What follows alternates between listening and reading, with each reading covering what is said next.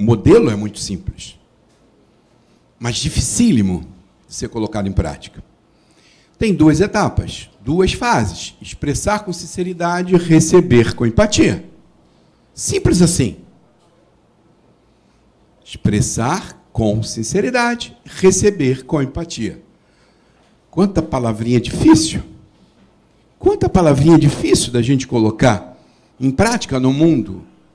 Sinceridade, empatia. Mas vamos lá. Eu vou começar pela fase 2, porque ela é mais interessante da gente explicar didaticamente. Aí o lado didático do professor entra em ação. Vamos lá. Essa fase, receber com empatia, o passo 1 é observar. Observar. Mas observar como? Sem reagir, sem julgar, sem analisar, sem rotular. É difícil. É difícil, porque eu olho para essa figura aqui. Vocês reconhecem essa pessoa? Reconhece? Todo mundo conhece, ficou famoso. Um mendigo que teve relações sexuais com uma mulher bonita, uma mulher de classe... Muita gente diz que foi armado isso. Ela armou, não é possível. É possível. Como é que uma mulher daquela vai se deitar com um homeless? Sujo. Como é que vai se deitar? Se é armado. Já estou fazendo o quê? Já estou julgando. Não acredito no fato. Hoje em dia a gente está tão descrente que a gente não acredita mais em fato. Tanto é que tem que ter um ministério, sei lá quem, um órgão para dizer o que é fake e o que não é fake. Gente, desde que o homem é homem, tem mentira. Mentira faz parte do ser humano. Mentira é uma ferramenta que as pessoas utilizam para se proteger. Comunicação é não. Comunicação alienante, comunicação violenta. A gente faz isso, a gente julga. Eu olho para essa imagem aqui, eu cheguei na Turquia, eu estava em Istambul, desci em Istambul e dei de cara assim, com um monte de mulheres de burca. A minha amígdala... Tem neurologista aqui? Tem algum neurologista aqui? Tem? Doutora, a senhora vai ter que ser minha monitora, porque quando eu falo para leigos, eu falo com segurança. Mas falar perto de neurologista é um negócio complicado, né? A gente tem dois negocinhos aqui, um de cada lado, que é uma amígdala, não, eu brinco sempre dizendo que não é a amígdala da garganta, né? Que é o nosso centro de emoções, é o nosso cão de guarda. Essa bichinha tão pequenininha, né? E existem estudos científicos que estão buscando uma correlação estatística entre o tamanho da amígdala e a sua inteligência social, e a sua sofrimento, é a sua capacidade de se relacionar, né? Você tem a amígdala mais desenvolvida ou menos desenvolvida. Então, ela faz tudo isso para a gente, porque ela também, além de ser o centro das emoções, ela é o das recordações. Estou certo? Exatamente, que ela está ali naquela região do hipocampo. Então, ela, quando tem uma experiência dessa, sim, ela olha, ela resgata uma imagem para te defender. Se aquela imagem lembra uma situação de perigo, e aí a gente é bombardeado pela televisão, mostrando que terrorismo, homem-bomba.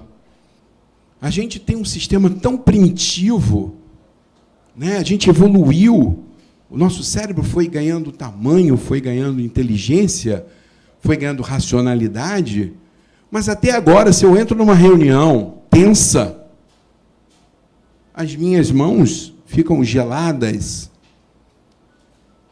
O meu sistema simpático de fuga e de luta, ele tira o sangue das extremidades, porque eu, quando estava na época das cavernas, quando eu saía para caçar, se eu sangrasse muito, eu não voltava com vida. Gente, eu vou entrar numa reunião com um sócio, numa reunião difícil, eu vou entrar com um cliente que está insatisfeito, que acionou uma reunião de conselho de ética, onde acionou uma conduta de um profissional, é tenso. E eu faço inconscientemente, o meu sistema tira sangue, eu fico com a mão gelada, ele prejudica a questão do estômago, ele também... Tem gente até que chega a ter ânsia de vômito. Tudo isso é o nosso sistema de defesa. Então, a gente está programado para isso.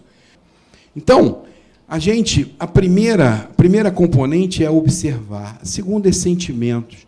A terceira, necessidade. E a quarta, pedido. Então, qual é o barato disso daqui? Eu preciso desativar a amígdala. Eu preciso que esse cão de guarda dê um pouco de racionalidade. Se ele está como protagonista da história, não tem espaço para o racional. Então, o que eu faço? Respiro. Inspire pelo nariz, expire pela boca, relaxando a musculatura. Relaxa a musculatura. Faz assim, ó. Não assim. Relaxa. Inspira pelo nariz e expira pela boca. Ok? Percebam-se. Teve alguma diferença? Ah, sim. Às vezes tem gente que muda a alteração de pressão, né? Mas está todo mundo sentadinho. Mas perceberam alguma alteração? O que eu vou dizer para vocês é o seguinte: se vocês fizerem essa quantidade de vezes aqui que eu passei, antes de entrar numa reunião tensa, já vai fazer diferença. Então, eu preciso buscar identificar o sentimento do outro. Quando o outro fala, eu preciso observar, sem julgar, sem analisar, sem criticar, e eu tenho que deixar esse espaço para perceber o sentimento. Sabe o que acontece? A nossa lista de sentimentos é muito pequena, é limitada. Então, eu preciso ampliar minha lista de sentimentos. E as pessoas confundem emoções com sentimentos. Emoção é um negócio super rápido. Vem numa carga, é uma porrada. Pum! Todo mundo sabe. Quando a raiva vem, vem. Você vem com tudo. Quando o medo vem, te imobiliza. Você não consegue dar um passo. Você às vezes não consegue falar. Dei treinamento para pessoas que têm dificuldade de falar em público. A pessoa transpira, faz uma pista desse tamanho, não consegue sair do lugar. O medo imobiliza. Então, todo mundo sabe, quando a gente recebe uma notícia triste, como é que vem essa porrada dessa emoção. Mas emoção não é sentimento. O sentimento é o que fica. Ele é menos intenso do que a emoção, mas ele fica, ele perdura. E a lista é grande. A gente não para pensar no sentimento, por exemplo, de desaprovação. Eu estou me sentindo desaprovado. Eu estou me sentindo frustrado. Eu estou me sentindo entediado. Eu estou me sentindo só. Eu estou me sentindo desesperado. Isso tudo ligado na emoção do triste. Mas olha só, eu num conselho de ética, eu posso estar me sentindo vulnerável. Eu posso estar me sentindo impotente. Eu posso estar me sentindo vitimado. Eu posso estar me sentindo isolado. A gente não para pensar nessa lista de sentimentos. Então, imagine a pessoa que está se expressando, ela nem consegue saber qual é o sentimento. Mas quem está de fora tem mais facilidade. Porque a gente diz que é a third party, né? É a terceira parte, quem está fora. Quem está fora do sistema enxerga melhor. Por isso a importância do mediador. Porque ele está de fora. Ele não está no rolo. E, além de tudo, ele tem processo, ele tem técnica, ele tem ferramenta, ele tem formação, ele tem capacidade para ajudar. Mas eu preciso aprender a entender que a minha lista de sentimentos é enorme. O Rosenberg faz ainda mais legal. Ele disse assim, não, vamos lá.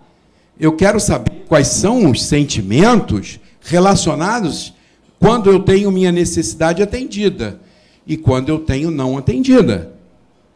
Então, ele se separa em 2 colunas, que eu acho sensacional isso. Quando eu não tenho uma necessidade atendida, eu posso ficar desanimado, eu posso ficar angustiado, envergonhado, desesperado, e por aí vai. Irritado, sobrecarregado. Agora, quando eu tenho atendida, eu posso estar grato, eu posso estar confiante, eu posso estar estimulado. Então, a primeira etapa desses sentimentos aqui, para eu conseguir perceber, é a palavrinha mágica, empatia. Saber se colocar no outro, no lugar do outro. E a gente vai trazer uma dinâmica que a gente vai fazer na oficina de mediação, a gente vai fazer uma oficina de empatia, para a gente poder colocar isso em prática. Né? Porque não é fácil. Não é fácil saber se colocar dentro do sapato do outro. Nesse livro, são dividido em 3 partes. A primeira parte é autoconhecimento. Então, a primeira parte é muito valiosa para isso tudo que a gente está falando aqui. Fala de valores, fala de crenças.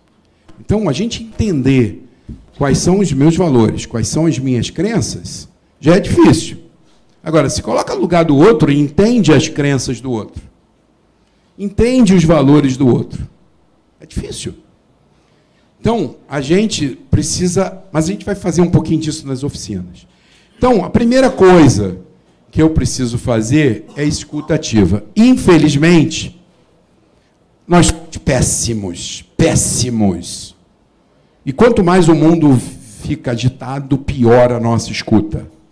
Então, eu vou fazer uma pergunta rápida aqui. São 1, 2, 3, 4, 5, 6, 7, 8. Não precisa papel, não precisa caneta, é uma coisa simples.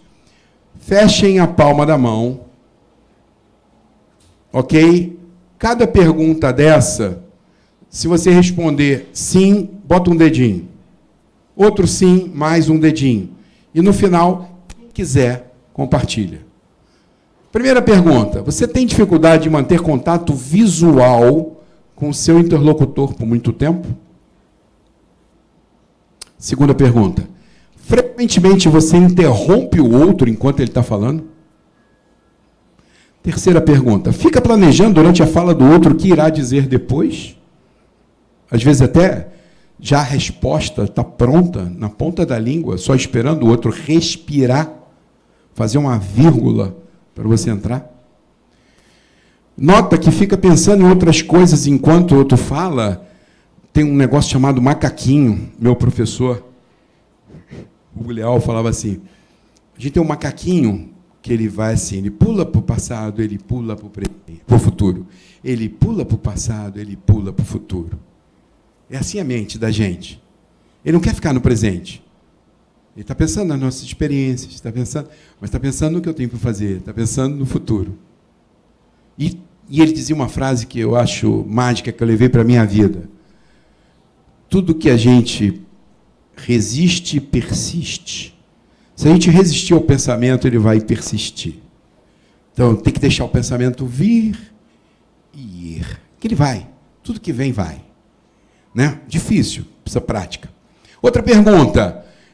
Frequentemente avalia e julga o outro pelo que ele disse? Lembra daqueles julgamentos de valor? Lembra? Frequentemente perde o interesse pelo que o outro está dizendo? Não fica atento ao ritmo, ao tom de voz, assim como não verbal? E a última pergunta, não consegue ficar quieto quando o outro dá uma pausa para respirar. Eu já entro com uma colocação. Ok? Quem quer compartilhar? Quem encheu uma palma de uma mão que queira compartilhar? O senhor faz parte da maioria. A maioria. Infelizmente, nós, seres humanos, né, a maioria de nós responde pelo menos de 4 a 5 sims para essas perguntas. Mas, terceiro passo, identificar a necessidade não atendida. Esse é o passo que, depois que eu conseguir ser empático, eu consigo identificar a necessidade da outra pessoa. E aí, eu também tenho uma lista de necessidades que precisa ser ampliada. Por quê? Eu só vou pegar essa parte aqui. Só da lista de dependência, de interdependência, que quer dizer com relações, né? Quem estudou Maslow, lembra da pirâmide de Maslow, né? Tem várias definições de necessidade. Vamos pegar aqui, ó. Aceitação, apreciação, proximidade, comunidade, consideração, contribuir para o enriquecimento da vida, segurança emocional, empatia, franqueza. Gente, quantas pessoas querem só que você seja... As pessoas, às vezes, querem só paz e tranquilidade. Ou, às vezes, querem apoio. Mas, quando a gente fala de comunicação não violenta, a gente fala de respeito. A gente fala de compaixão. A gente fala de empatia. Quarto passo, o pedido. Porque se eu tenho uma necessidade que não foi atendida, eu tenho um pedido para te fazer. E aí, qual é o problema da gente? A gente não sabe formular o pedido direito. Ele conta uma história muito interessante no workshop, que o marido estava com um problema com a mulher falou no workshop, dizendo, não, porque eu queria que você trabalhasse menos. Você trabalha demais. E ela estava irritada, estava estressada. Né? Bom, ela não soube formular o pedido dela. O que ele entendeu? Bom, já entendi, tranquilo. Tirou 2 dias para trabalhar menos para ir jogar futebol com os amigos. Então, o pedido dessa moça podia ter sido assim. Eu queria que terças e quintas você chegasse aqui 6 horas da tarde. Pode ser? Deixa eu te explicar por quê. Porque terça-feira eu quero ir para a minha aula de yoga, que eu não estou fazendo, e eu quero encontrar as minhas amigas. E depois eu vou tomar um gin tônica com elas. Ok? E na quinta, eu vou voltar para o meu balé.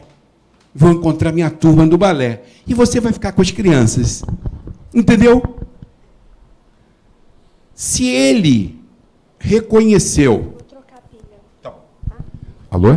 Se ele reconheceu a necessidade não atendida dela, se ele já tinha feito a leitura boa do sentimento dela, e o pedido dela é esse, é óbvio que ele tem uma boa chance de atender esse pedido, de ser empático pós-pedido. Legal, você tem toda a razão.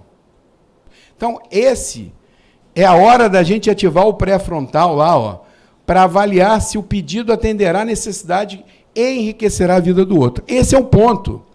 Porque, às vezes, a pessoa está tão na emoção que ela não consegue fazer um pedido coerente que vai atender a necessidade dela e que vai fazer a vida dela mudar genuinamente. Entende isso? Então, quem é o interlocutor, quem está nessa conversa, como diz o Rosenberg, ele botava umas orelhas felpudas para dizer assim, eu estou com as orelhas da CNV. Quando eu estou com as orelhas da CNV, eu só vejo coisa boa.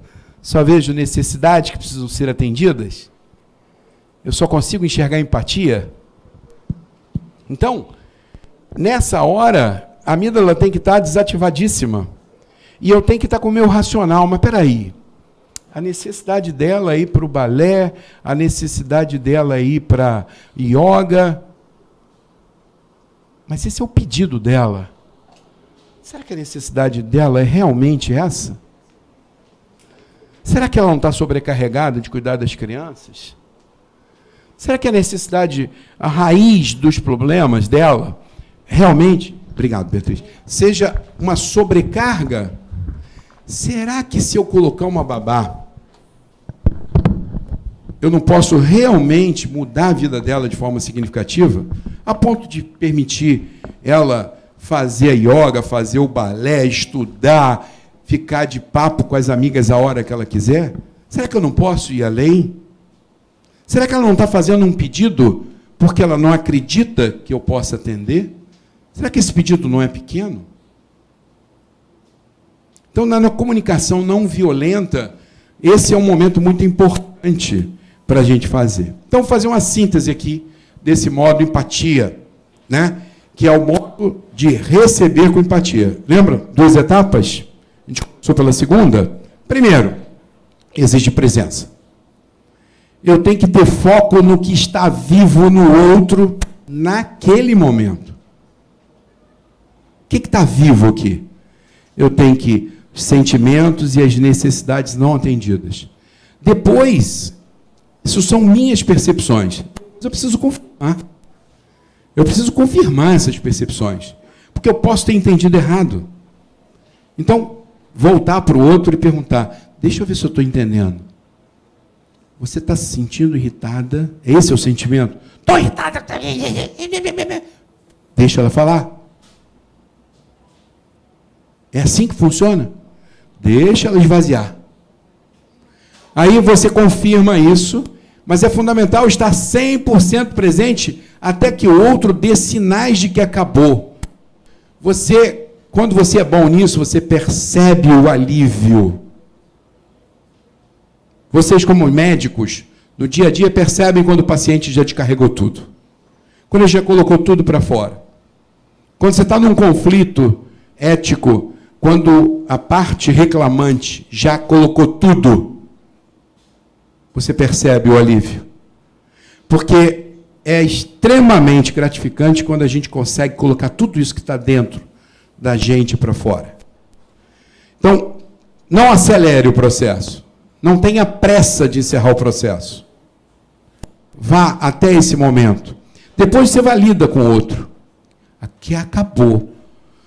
Você pode perguntar se tem mais alguma coisa que você gostaria de falar? Ficou alguma coisa ainda faltando? Deixa, eu falei tudo. Deixa, ainda está. Deixa eu te carregar. Às vezes vai repetir o mesmo processo. Deixa repetir. Depois você devolve. Eu já entendi. É isso. É isso. E uma das técnicas é parafrasear. É você ouvir o que o outro disse e você parafrasear. E colocar, tirando as palavras negativas. Isso está no curso da doutora que está aqui, que daqui a pouco vai falar. Ela tem uma plataforma muito legal sobre mediação. Daqui a pouco eu vou apresentá-la. Então, depois eu vou demonstrar empatia pelo pedido pós-empático. Gostaria de saber o que sinto sobre o que você acabou de me dizer? Essa é uma pergunta muito poderosa. Você gostaria de saber como eu me sinto depois de tudo isso que você me falou? Olha que pergunta que a gente normalmente não se faz. Isso tem poder. Agora, para você poder fazer isso, todo arrepiado. Fico todo arrepiado. Para você fazer isso, você tem que ser muito forte. Você tem que estar despido de todos os seus escudos, de todos os seus medos. Porque você precisa estar se mostrando verdadeiramente como pessoa empática, com compaixão, que quer ajudar o outro.